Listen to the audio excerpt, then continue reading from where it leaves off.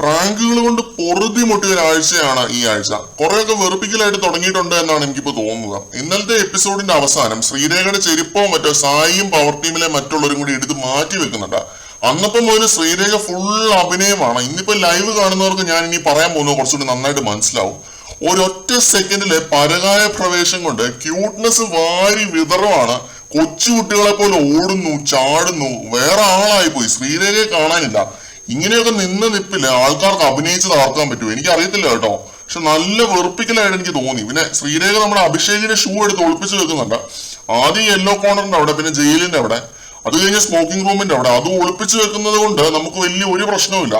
ഇവരെന്തിനാണ് ഇങ്ങനെ അഭിനയിച്ച് തകർക്കുന്നത്? ആരെങ്കിലും പറഞ്ഞു കുഞ്ഞു കുട്ടികളുടെ മാൻഡ്രസ് വിടാനായിട്ട്? അത് 100 ദിവസം കഴിഞ്ഞിട്ട് വല്ല ഓസ്കാർ നോമിനേഷനും കൊടുക്കണോ ശ്രീരേഖ ചേച്ചിയുടെ പെർഫോമൻസ്? എന്തൊക്കെയാ ചേച്ചി ഈ ലൈവിൽ കാണിച്ചു കൂട്ടുന്നത്? ഇതൊക്കെ കാണുന്ന സമയത്ത് ഇജാതി ഓക്വേർഡ്നെസ്സും ക്രിഞ്ചുമാണ് അടിക്കുന്നത്. അസഹനീയം എന്ന് നിസ്സംശയം പറയാം. പിന്നെ എന്തിനാണ് ഈ ചെരുപ്പൊക്കെ വെച്ച് കളിക്കുന്നത്? വേറൊരാളിട്ട ചെരുപ്പ് കൈകൊണ്ടൊന്ന് തൊടാൻ പോലും നമുക്കൊക്കെ മടിയാണ്. ഇവരൊക്കെ വളരെ കാഷ്വൽ ആയിട്ടാണ് അതൊക്കെ എടുത്തോണ്ട് നടന്ന് ക്യൂട്ട്നെസ് കാണിക്കുന്നത്. വേറെ പണിയില്ല, ചെരുപ്പ് വെച്ച് കളിക്കുന്നു.